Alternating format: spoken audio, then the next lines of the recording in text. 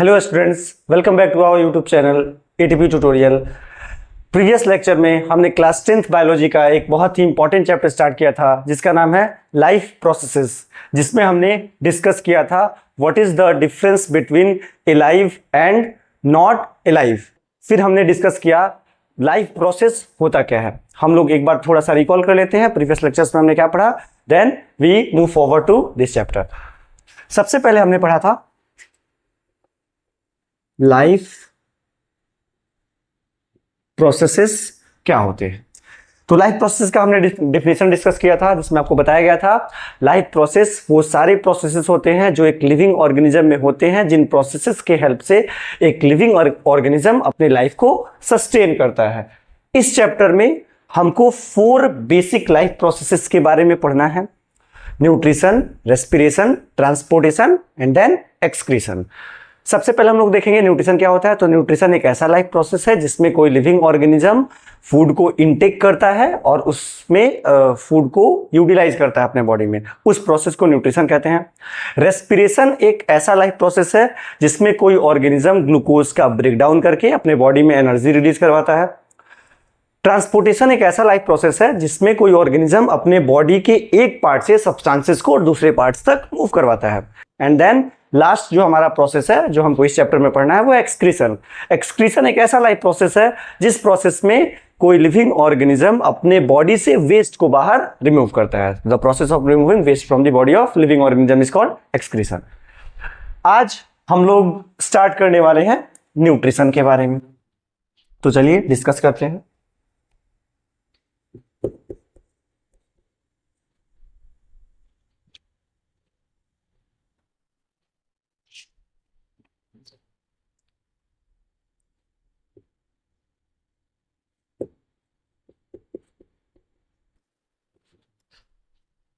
सबसे पहले न्यूट्रिशन होता क्या है।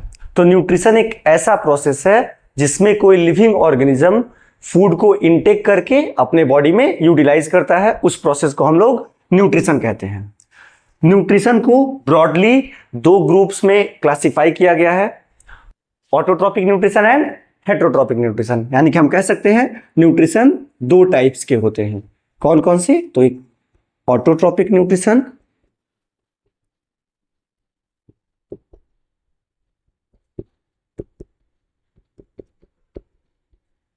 एंड दूसरा हेटेरोट्रॉपिक न्यूट्रिशन।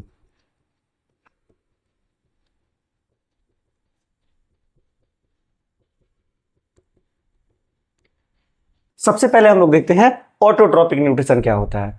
ऑटोट्रॉपिक न्यूट्रिशन एक ऐसा मोड ऑफ न्यूट्रिशन है जिसमें कोई लिविंग ऑर्गेनिज्म अपना फूड खुद से सिंथेसाइज कर लेता है सिंपल इनऑर्गेनिक सब्सटेंसेस का यूज करके। ऑटोट्रॉपिक न्यूट्रिशन क्या है? एक ऐसा प्रोसेस जिसमें कोई ऑर्गेनिज्म सिंपल इनऑर्गेनिक सब्सटेंसेस का यूज करके अपना फूड खुद से प्रिपेयर कर ले। ऐसे न्यूट्रिशन के मोड को हम लोग ऑटोट्रॉपिक न्यूट्रिशन कहते हैं। जैसा कि हम लोग ग्रीन प्लांट्स में देखते हैं, ग्रीन प्लांट्स क्या करते हैं, कार्बन डाइऑक्साइड और वाटर का यूज करके सनलाइट और क्लोरोफिल के प्रेजेंस में अपना फूड खुद से सिंथेसाइज कर लेते हैं। सो उनमें ऑटोट्रॉपिक न्यूट्रिशन होता है। सेकेंडली दूसरा जो हमारा न्यूट्रिशन है वो है हेटेरोट्रॉपिक न्यूट्रिशन। हेटेरोट्रॉपिक न्यूट्रिशन एक ऐसा न्यूट्रिशन होता है जिसमें कोई लिविंग ऑर्गेनिज्म अपने फूड के लिए अदर लिविंग ऑर्गेनिजम्स पे डिपेंड करता है। सो हम इसको डिफाइन कर सकते हैं, it is the mode of nutrition in which an organism depends on another living organism for their food is called heterotrophic nutrition. इन सब के भी टाइप्स होते हैं, इनको भी क्लासिफाई किया गया है क्योंकि हमारे पास अगर हम लिविंग ऑर्गेनिजम्स को देखें तो बहुत सारा वेराइटी है लिविंग ऑर्गेनिजम्स का, और अलग अलग लिविंग ऑर्गेनिजम्स में ये न्यूट्रिशन भी अलग अलग तरीके से होता है। ऑटोट्रॉपिक न्यूट्रिशन के 2 टाइप्स होते हैं, एक को हम लोग फोटोसिंथेसिस कहते हैं एंड दूसरे को हम लोग कीमोसिंथेसिस कहते हैं। अगर हम बात करें हेटेरोट्रॉपिक न्यूट्रिशन का तो इसके भी 3 टाइप्स होते हैं।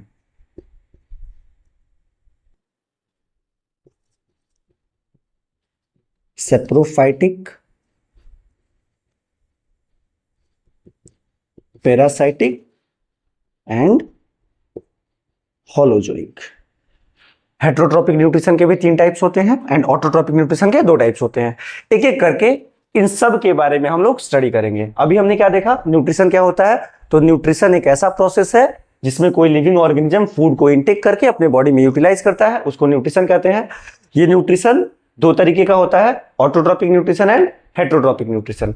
ऑटोट्रोपिक न्यूट्रिशन एक ऐसा न्यूट्रिशन है जिसमें कोई लिविंग ऑर्गेनिज्म अपना फूड सिंपल इनऑर्गेनिक सब्सटेंसेस का यूज करके खुद से प्रिपेयर कर लेता है। On the other hand, heterotrophic nutrition एक ऐसा न्यूट्रिशन है जिसमें कोई लिविंग ऑर्गेनिज्म अपने फूड के लिए दूसरे लिविंग ऑर्गेनिज्म पे डिपेंड करता है। इसका मतलब यह है कि ये सिंपल इनऑर्गेनिक सब्सटेंसेस से अपना फूड खुद से प्रिपेयर नहीं कर सकता है। ऑटोट्रोपिक न्यूट्रिशन के 2 टाइप्स होते हैं, photosynthesis and chemosynthesis. And heterotrophic nutrition के 3 टाइप्स होते हैं, सेप्रोफाइटिक, पैरासाइटिक एंड होलोजोइक। एक एक करके हम इन सब के बारे में डिस्कस करेंगे।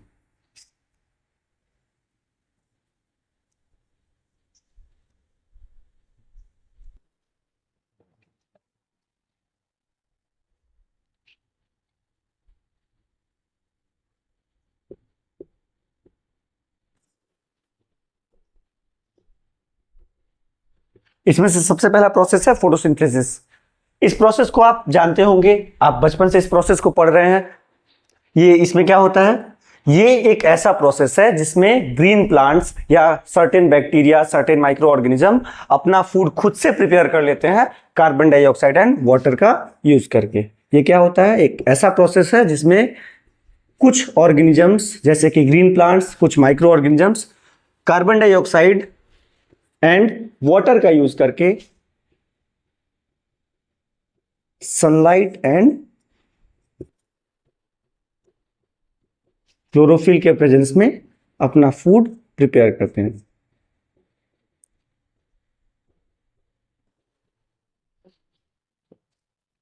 तो आप देख सकते हैं इस प्रोसेस में क्या हो रहा है। इस प्रोसेस में कुछ ऑर्गेनिजम्स अपना फूड खुद से प्रिपेयर करते हैं कार्बन डाइऑक्साइड, वाटर का यूज करके, सनलाइट एंड क्लोरोफिल के प्रेजेंस में। एज अ प्रोडक्ट यहां पे ग्लूकोज का फॉर्मेशन होता है। इसके अलावा 2 अदर बाई प्रोडक्ट्स का फॉर्मेशन होता है, ऑक्सीजन एंड वाटर वेपर का। इस प्रोसेस को हम लोग फोटोसिंथेसिस कहते हैं, क्योंकि प्लांट एज अ फूड यहां पे ग्लूकोज को प्रिपेयर कर रहा है। तो ये एक ऐसा प्रोसेस है जिसमें प्लांट अपना फूड प्रिपेयर खुद से कर रहा है। किस चीज का यूज करके, ये इनऑर्गेनिक सब्सटेंसेस है। हम अगर कार्बन डाइऑक्साइड का बात करें तो ये इनऑर्गेनिक कंपाउंड है, वाटर भी इनऑर्गेनिक कंपाउंड है। यहां पे क्या हुआ, ग्रीन प्लांट्स ने अपना फूड खुद से प्रिपेयर किया सिंपल इनऑर्गेनिक सब्सटेंसेस का यूज करके। तो ये ऑटोट्रोपिक न्यूट्रिशन हुआ। ये किस में होता है, तो ये ग्रीन प्लांट्स में होता है और कुछ ऐसे माइक्रो ऑर्गेनिजम्स होते हैं जैसे ब्लू ग्रीन एल्गी, उसमें हमको फोटोसिंथेसिस देखने को मिलता है। अनदर टाइप का जो ऑटोट्रोपिक न्यूट्रिशन था वो था कीमोसिंथेसिस।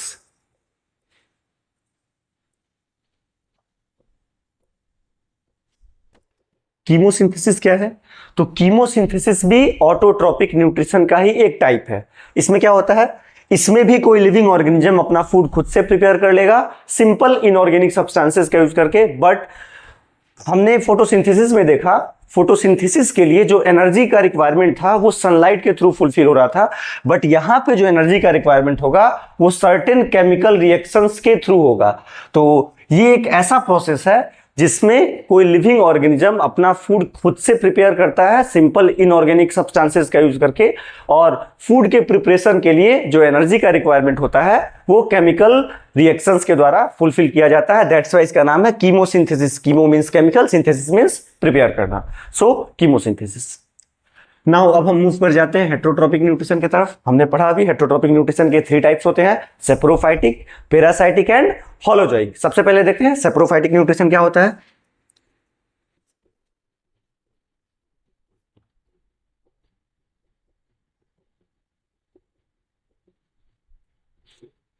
सेप्रोफाइटिक न्यूट्रिशन एक ऐसा न्यूट्रिशन है जिसमें कोई ऑर्गेनिज्म अपना food dead and decaying organic matter से ऑब्टेन करता है।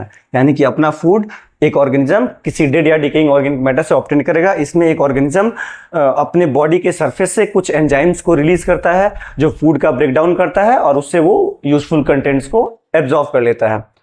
ये जनरली हमको फंगी में देखने को मिलता है। अनदर टाइप का जो न्यूट्रिशन था हेट्रोट्रोपिक का वो था parasitic nutrition. Parasitic parasitic nutrition. Parasitic nutrition क्या होता है? तो पैरासाइटिक न्यूट्रिशन एक ऐसा न्यूट्रिशन है जिसमें कोई लिविंग ऑर्गेनिज्म अपने फूड के लिए दूसरे लिविंग ऑर्गेनिज्म के बॉडी पे डिपेंड करता है। तो हम इसको डिफाइन कर सकते हैं, it is the mode of heterotrophic nutrition in which an organism depend on the body of another living organism without killing it. ये एक ऐसा न्यूट्रिशन है जिसमें एक लिविंग ऑर्गेनिज्म अपने फूड के लिए दूसरे लिविंग ऑर्गेनिज्म के बॉडी पे डिपेंड करता है बिना उसको मारे। इसमें वो ऑर्गेनिज्म को किल नहीं करता है, बस उसके बॉडी से न्यूट्रिएंट्स को एब्जॉर्ब करते रहता है। ऐसे ऑर्गेनिज्म जिनमें पैरासिटिक मोड ऑफ न्यूट्रिशन होता है उनको हम लोग पैरासाइट्स कहते हैं।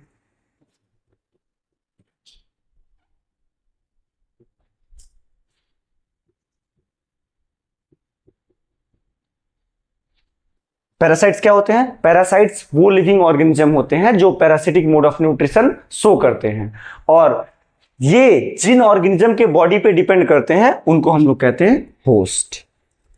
ठीक है, पैरासाइट्स क्या होते हैं? वो लिविंग ऑर्गेनिज्म जिनमें पैरासिटिक मोड ऑफ न्यूट्रिशन होता है उनको हम लोग पैरासाइट्स कहते हैं, और ये पैरासाइट्स जिस लिविंग ऑर्गेनिज्म के बॉडी के ऊपर डिपेंड करते हैं उसको होस्ट कहा जाता है। जैसे अगर हम कुछ एग्जांपल्स की बात करें तो टेपवर्म,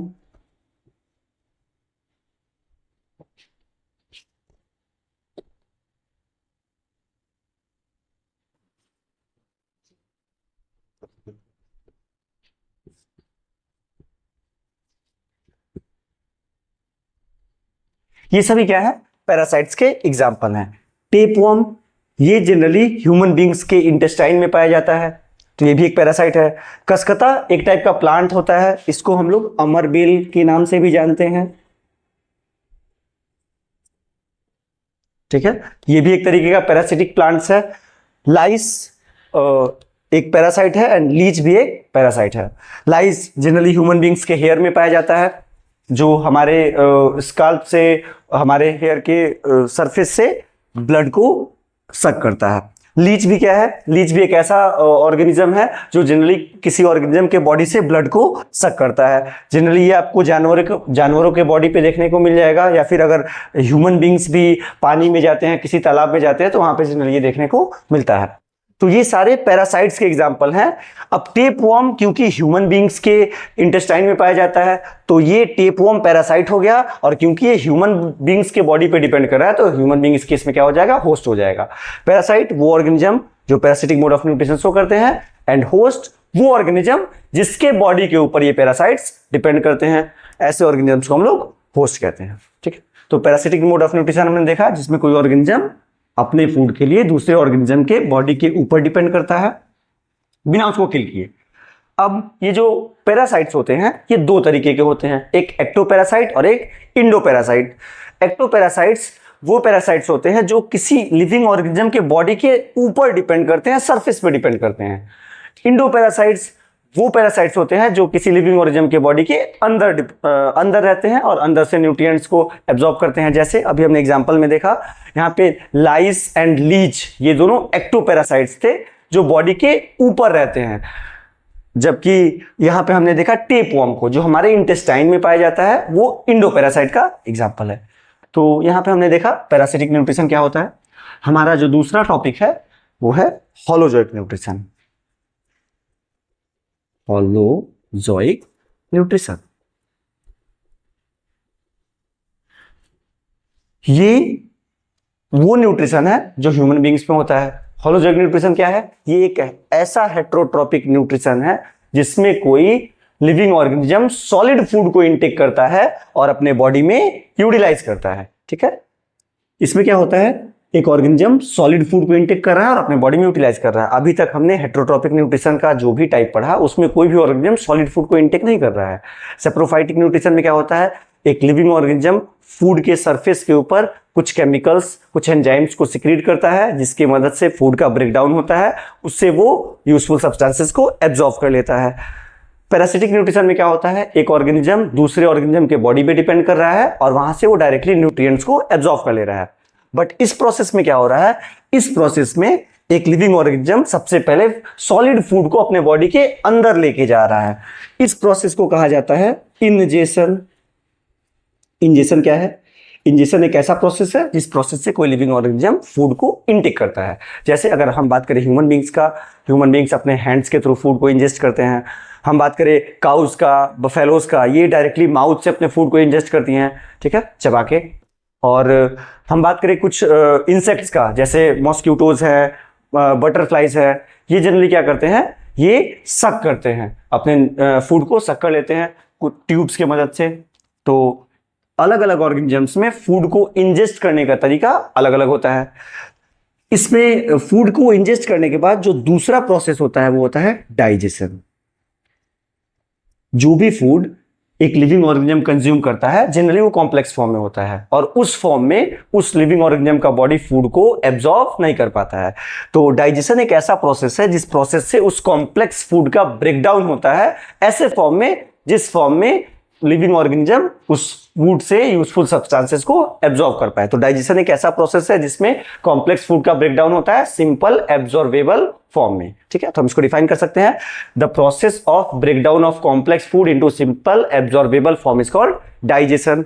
जब फूड डाइजेस्ट हो जाता है तो यहां से क्या होता है, उस फूड में मौजूद इंपॉर्टेंट सब्सटेंसेस जो हमारे बॉडी के लिए इंपॉर्टेंट है उसका एब्जॉर्प्शन होता है। एब्जॉर्प्शन, एब्जॉर्प्शन क्या है? एब्जॉर्प्शन एक प्रोसेस है जिस प्रोसेस में यूजफुल सब्सटेंसेस जो अभी डाइजेस्ट हुए हैं वो उस डाइजेस्टेड फूड से यूजफुल सब्सटेंसेस को हमारा बॉडी एब्जॉर्ब कर लेता है, उस प्रोसेस को एब्जॉर्प्शन कहते हैं। जब फूड एब्जॉर्ब हो जाता है तो उस एब्जॉर्ब फूड का हमारे बॉडी में यूटिलाइजेशन होता है। इस प्रोसेस को हम लोग एसिमिलेशन कहते हैं, ठीक है। अब जो भी फूड हम कंज्यूम करते हैं उसका पूरा पोर्शन हमारा बॉडी एब्जॉर्ब नहीं कर पाता है, तो जो अनएब्जॉर्ब फूड हमारे बॉडी में बच जाता है उस फूड को हमारे बॉडी से बाहर निकालना होता है, और उस प्रोसेस को हम लोग कहते हैं इजेशन। इजेशन क्या है? The process of removal of undigested food from the body of living organism is called egestion. तो यहां पर हमने देखा होलोजोइक न्यूट्रिशन में ये 5 स्टेप्स आते हैं, ingestion, digestion, absorption, assimilation and egestion. Ingestion food को इनटेक करने का तरीका इंजेशन कहलाता है, the process of intaking food is called ingestion. Digestion food को ब्रेक डाउन करने का जो प्रोसेस होता है उसको हम लोग कहते हैं डाइजेशन। डाइजेशन एक ऐसा प्रोसेस है जिसमें कॉम्प्लेक्स फूड को सिंपलर एब्जॉर्बेबल फॉर्म में तोड़ा जाता है। एब्जॉर्प्शन जो फूड अभी डाइजेस्ट हुआ है उससे यूजफुल सब्सटेंसेस को एब्जॉर्ब करने के प्रोसेस को एब्जॉर्प्शन कहते हैं। वो जो एब्जॉर्ब फूड है उसके यूटिलाइजेशन के प्रोसेस को हम लोग एसिमिलेशन कहते हैं, एंड अनडाइजेस्टेड फूड को बॉडी से रिमूव करने के प्रोसेस। चलिए अभी हमारा टॉपिक है न्यूट्रिशन इन प्लांट। हमने न्यूट्रिशन का बेसिक डिटेल पढ़ा था, अभी हम लोग को पढ़ना है न्यूट्रिशन इन प्लांट्स। प्लांट्स में न्यूट्रिशन कैसे होता है? तो जब हम लोग न्यूट्रिशन पढ़ रहे थे तो उसमें हमने पढ़ा था कि जितने भी ग्रीन प्लांट्स होते हैं उन सभी में फोटोसिंथेसिस के थ्रू न्यूट्रिशन का प्रोसेस कंप्लीट होता है। कुछ ऐसे भी प्लांट्स होते हैं जो हेटेरोट्रॉपिक न्यूट्रिशन शो करते हैं, बट जनरली ज्यादातर प्लांट्स जो ग्रीन होते हैं वो फोटोसिंथेसिस के थ्रू ही अपना फूड प्रिपेयर करते हैं। तो हम कह सकते हैं प्लांट्स में न्यूट्रिशन कैसे होता है। तो प्लांट्स में जो न्यूट्रिशन होता है वो ऑटोट्रॉपिक मोड ऑफ न्यूट्रिशन होता है। इसमें होता क्या है, तो इसमें जो ग्रीन प्लांट्स होते हैं वो अपना फूड खुद से प्रिपेयर करते हैं कार्बन डाइऑक्साइड और वाटर का यूज करके, सनलाइट एंड क्लोरोफिल के प्रेजेंस में, जिसमें सिंथेसिस होता है ग्लूकोज का साथ में O2 एंड देन H2। चलो, तो प्लांट में जो न्यूट्रिशन का प्रोसेस होता है वो फोटोसिंथेसिस वाला प्रोसेस होता है। इसमें होता क्या है, इसमें प्लांट कार्बन डाइऑक्साइड और वाटर का यूज करके सनलाइट एंड क्लोरोफिल के प्रेजेंस में ग्लूकोज का सिंथेसिस करते हैं, साथ में ऑक्सीजन और वाटर का वेपर भी बनता है। यानी कि प्लांट को फोटोसिंथेसिस करने के लिए 2 चीजें चाहिए, एक कार्बन डाइऑक्साइड और दूसरा वाटर, ठीक है। इसके अलावा कुछ कंडीशंस चाहिए, जैसे कि सनलाइट चाहिए होगा फोटोसिंथेसिस के लिए और क्लोरोफिल भी चाहिए होगा। हम इन सब का इंपॉर्टेंस 1 बाय 1 करके पढ़ेंगे कि इन दोनों का क्या काम होता है फोटोसिंथेसिस के प्रोसेस में। अब ये पूरा फोटोसिंथेसिस का जो प्रोसेस है ये प्लांट में होता कहाँ है, तो देखिए प्लांट में ये पूरा प्रोसेस प्लांट के ग्रीन पार्ट में होता है। अब प्लांट जो जनरली प्लांट्स हमारे अराउंड पाए जाते हैं उनका ग्रीन पार्ट क्या होता है, लीफ। तो हम कह सकते हैं कि ये पूरा प्रोसेस कहाँ होता है, प्लांट के लीफ में होता है। अब इस प्रोसेस में दो चीजों का रिक्वायरमेंट था, मतलब कार्बन डाइऑक्साइड को भी लीफ तक पहुंचना होगा और वाटर को भी लीफ तक पहुंचना होगा। अब कार्बन डाइऑक्साइड लीफ तक पहुंचता कैसे है, पहले हम लोग वो देखते हैं, ठीक है। तो लीफ में छोटे छोटे पोर्स होते हैं जो माइक्रोस्कोपिक होते हैं, हम उसको नेकेड आई से नहीं देख सकते हैं, बट माइक्रोस्कोप के हेल्प से उनको देखा जा सकता है। इन स्मॉल पोर्स को स्टोमाटा कहा जाता है। इस स्टोमाटा के थ्रू ही कार्बन डाइऑक्साइड एंटर करता है लीफ के अंदर, ठीक है। स्टोमाटा होता क्या है, तो स्टोमाटा एक स्मॉल पोर होता है, स्मॉल माइक्रोस्कोपिक पोर होता है जो लीफ के सरफेस पे मौजूद होता है। स्टोमाटा के दोनों साइड दो बीन शेप्ड सेल्स होते हैं जिनको हम लोग गार्ड सेल्स कहते हैं। अगर आप इस फिगर में ध्यान से देखिएगा तो यहाँ पे बीच में जो स्पेस आपको दिखाई दे रहा है, छोटा सा पोर, यही आपका क्या है, स्टोमाटा। और ये जो दो सेल्स आपको दिखाई दे रहे हैं जो कुछ बीन्स के शेप के हैं, किडनी शेप का भी आप कह सकते हैं, ये गार्ड सेल्स हैं। अब हम थोड़ा सा देख लेते हैं इसके फंक्शंस के बारे में। स्टोमाटा क्या है, तो स्टोमाटा एक छोटा सा पोर है, एक माइक्रोस्कोपिक पोर है जो लीफ के सरफेस में मौजूद होता है। इसका फंक्शन क्या होता है, तो स्टोमाटा के दो मेजर फंक्शंस होते हैं। सबसे पहला स्टोमाटा का काम क्या होता है, गैसियस एक्सचेंज करना, गैसियस,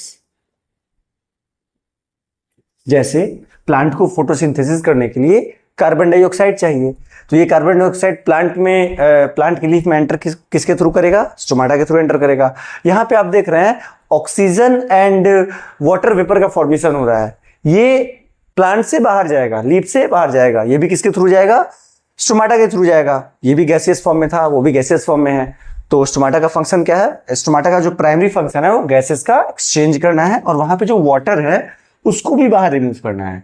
उस प्रोसेस को कहा जाता है ट्रांसपीरेशन। तो इसका दूसरा काम क्या है, ट्रांसपीरेशन, ठीक है। तो हम कह सकते हैं स्टोमाटा के दो मेजर फंक्शंस हैं। सबसे पहला गैसेस एक्सचेंज, गैसेस का एक्सचेंज करना है जिससे कार्बन डाइऑक्साइड एंड ऑक्सीजन, और दूसरा ट्रांसपीरेशन। ट्रांसपीरेशन क्या है, the process of loss of water in the form of water vapour through the surface of leaf या थ्रू स्टोमाटा कह सकते हैं हम लोग, उसको ट्रांसपीरेशन कहा जाता है। ट्रांसपीरेशन एक ऐसा प्रोसेस है जिसमें प्लांट वाटर को लूज करता है वाटर वेपर के फॉर्म में स्टोमाटा के थ्रू, ठीक है। स्टोमाटा के दो मेजर फंक्शन है। यहां पे आपको गार्ड सेल दिखाई दे रहा होगा। गार्ड सेल क्या होता है, तो guard cells are the two bean shaped cells present around the stomata. Guard cells दो बीन शेप्ड सेल्स होते हैं जो स्टोमाटा के अराउंड मौजूद होते हैं। इनका काम क्या होता है, इनका काम होता है रेगुलेट करना। किस चीज को रेगुलेट करना, तो opening and closing of stomata. ये स्टोमाटा के ओपनिंग और क्लोजिंग को रेगुलेट करता है और रेगुलेट करने के लिए इसमें वाटर का मूवमेंट होता है, ठीक है। तो यहां पे आपने देखा कि स्टोमाटा का फंक्शन क्या होता है, गार्ड सेल का फंक्शन क्या होता है, और कार्बन डाइऑक्साइड कैसे इन करता है लीफ में। फोटोसिंथेसिस के लिए कार्बन डाइऑक्साइड चाहिए और कार्बन डाइऑक्साइड लीफ में जाता है स्टोमाटा के थ्रू। फोटोसिंथेसिस में जो दूसरा इंपॉर्टेंट सब्सटेंस जो चाहिए होता है वो है वाटर। आप जानते हैं प्लांट्स का जो रूट होता है वो वाटर को एब्जॉर्ब करने का काम करता है।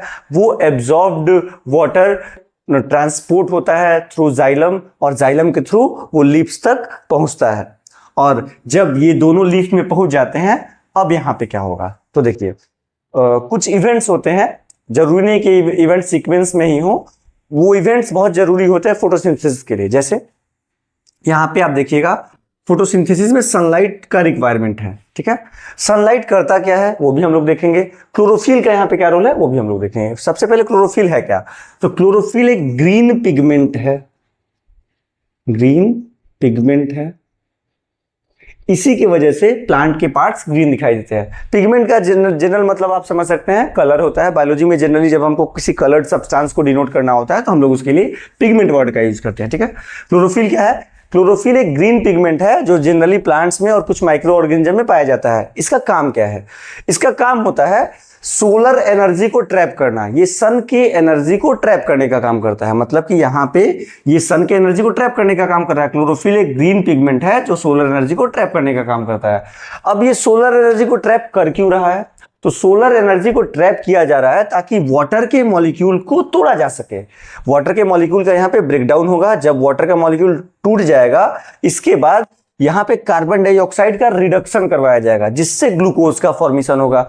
आप लोगों ने केमिस्ट्री में पढ़ा होगा रिडक्शन रिएक्शन क्या होता है। एडिशन ऑफ हाइड्रोजन को हम लोग रिडक्शन कहते हैं। यहाँ पे आप लोग देख रहे हैं कार्बन डाइऑक्साइड में हाइड्रोजन ऐड हुआ है, तो हम यहाँ पे रिडक्शन रिएक्शन हो रहा है। तो आप कह सकते हैं कि फोटोसिंथेसिस में बेसिकली 3 इवेंट्स हो रहे हैं। सबसे पहला absorption of solar energy through chlorophyll, chlorophyll के द्वारा सोलर एनर्जी का एब्जॉर्प्शन हो रहा है। Breakdown of water molecules, water molecules का ब्रेकडाउन हो रहा है। इस प्रोसेस में क्या हो रहा है, ये जो सोलर एनर्जी है वो केमिकल एनर्जी में चेंज हो रहा है। And then reduction of carbon dioxide into glucose, carbon dioxide का रिडक्शन हो रहा है जिससे वो ग्लूकोज में चेंज हो जा रहा है। तो यहां पे ग्लूकोज का फॉर्मेशन हुआ और ये ओवरऑल प्रोसेस को हम लोग फोटोसिंथेसिस। तो आज हम लोग यहीं पे पैकअप करते हैं। Thank you very much.